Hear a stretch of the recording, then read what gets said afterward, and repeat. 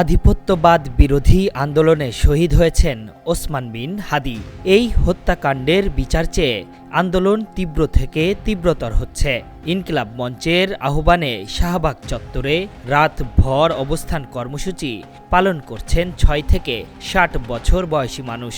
এর মধ্যেই ওসমান হাদিকে নিয়ে বড়সড় পদক্ষেপই নিল ভারতের পাঞ্জাবের স্বাধীনতাকামী সংগঠন। হাদিকে নিয়ে বিশ্বব্যাপী ঝড় তুলেছে শিখ ফর জাস্টিস সংগঠন। এর মধ্য দিয়ে ভারত সরকারকে কঠোর এক বার্তাই দিল সংগঠনটি। পাঞ্জাবকে স্বাধীন করতে চাওয়া সংগঠনটি হঠাৎই কেন বাংলাদেশের হাদিকে নিয়ে ব্যস্ত হয়ে পড়ল, এ নিয়ে শুরু হয়েছে তুমুল আলোচনা। জুলাই অভ্যুত্থানের অনেক আগে থেকেই দেশের অভ্যন্তরে ভারতের হস্তক্ষেপের চেষ্টার বিরুদ্ধে আওয়াজ তুলেছিলেন ওসমান হাদি। গত বছরের ৫ আগস্টের পর ইনকিলাব মঞ্চ প্রতিষ্ঠার মাধ্যমে সেই অবস্থান আরও দৃঢ় হয় হাদির। স্বাভাবিকভাবেই চক্ষুশূলে পরিণত হয়েছিলেন তিনি।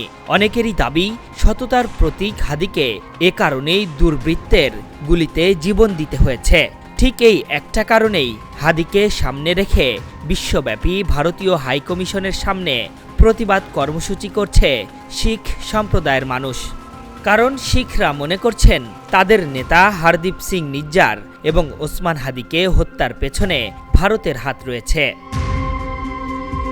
আর ঠিক এ কারণেই হাদিকে নিয়ে আন্দোলন শুরু করেছে শিখ সম্প্রদায়। এ লক্ষ্যে গত বৃহস্পতিবার শিখ ফর জাস্টিস নামে একটি সংগঠনের নামে যুক্তরাষ্ট্রের ওয়াশিংটন, যুক্তরাজ্যের লন্ডন, কানাডার টরন্টো, ভ্যানকুভার, ইতালির মিলান এবং অস্ট্রেলিয়ার মেলবর্নে তারা বিক্ষোভ করেছেন। এর চেয়েও ভয়ঙ্কর এক তথ্য দিয়েছে পাকিস্তানের সংবাদ মাধ্যম টাইমস অব ইসলামাবাদ। এক প্রতিবেদনে সংবাদ মাধ্যমটি জানিয়েছে, গণ অভ্যুত্থানের পর বাংলাদেশ ভারতের সম্পর্ক তলানিতে, যার প্রভাব পড়েছে দুই দেশের সুন্দর অতীতেও। আর এ কারণে বাংলাদেশে বাণিজ্য, চিকিৎসা সবই গেছে ভারতের হাত থেকে। আর এর শাস্তি হিসেবে বাংলাদেশকে অস্থিতিশীল করার বহুমাত্রিক কৌশল নিতে পারে ভারতের গোয়েন্দা সংস্থা র। প্রতিবেদনে বলা হয়েছে, নিষিদ্ধ আওয়ামী লীগের অবশিষ্ট অংশকে কাজে লাগিয়ে অভ্যন্তরীণ বিভাজন ও অস্থিরতাকে উস্কে দেওয়া হচ্ছে, যাতে অন্তর্বর্তী সরকারের স্থিতিশীলতা নষ্ট হয়ে নির্বাচন ভেস্তে যায়। টাইমস অব ইসলামাবাদের প্রতিবেদনে আরও বলা হয়েছে, আরেকটি কৌশল হিসেবে ইসলামী উগ্রবাদ উস্কে দিয়ে তরুণদের সন্ত্রাসী নেটওয়ার্কে টেনে নেয়ার অভিযোগ করা হচ্ছে। পাশাপাশি হাসিনার পতনের পর উগ্রবাদী গোষ্ঠীগুলোর পুনরুত্থানের কথাও জানাচ্ছে ইউনিটগুলো। সন্দেহভাজনদের মুক্তি, চরমপন্থী বয়ানকে স্বাভাবিক করার প্রচেষ্টা চলছে। আর এই পরিবেশকে কাজে লাগিয়ে তরুণদের বিপথে ঠেলে দেওয়া হচ্ছে। একদিকে অভ্যন্তরীণ সন্ত্রাস ছড়ানো, অন্যদিকে বিদেশে নিষিদ্ধ বাহিনীতে জনবল সংগ্রহ করার চেষ্টা চলছে।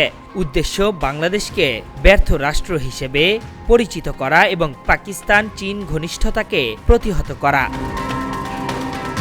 সংবাদ মাধ্যমটির প্রতিবেদনে বলা হয়, রাজনৈতিক প্রক্সির মাধ্যমে গৃহযুদ্ধ উস্কে দেওয়া এবং উগ্রবাদী ছড়িয়ে দেওয়ার মাধ্যমে দ্বিমুখী কৌশলের অভিযোগ উঠেছে ভারতের বিরুদ্ধে, যার লক্ষ্য হারানো প্রভাব পুনরুদ্ধার। আর এসব কারণেই জুলাই অভ্যুত্থানের মধ্য দিয়ে নতুন আশার আলো দেখানো তরুণদের মাধ্যমে ভারত বিরোধী কর্মসূচি ও আক্রমণাত্মক আচরণ করানোর চেষ্টা করার অভিযোগেরও কথা জানিয়েছে টাইমস অব ইসলামাবাদ। তবে কি নিজেদের স্বার্থ হাসিলেই বাংলাদেশকে অস্থিতিশীল করার মিশনে নেমেছে ঢাকার একসময়ের ঘনিষ্ঠ বন্ধু? আশরাফুল ইসলাম, ওয়েভ 24।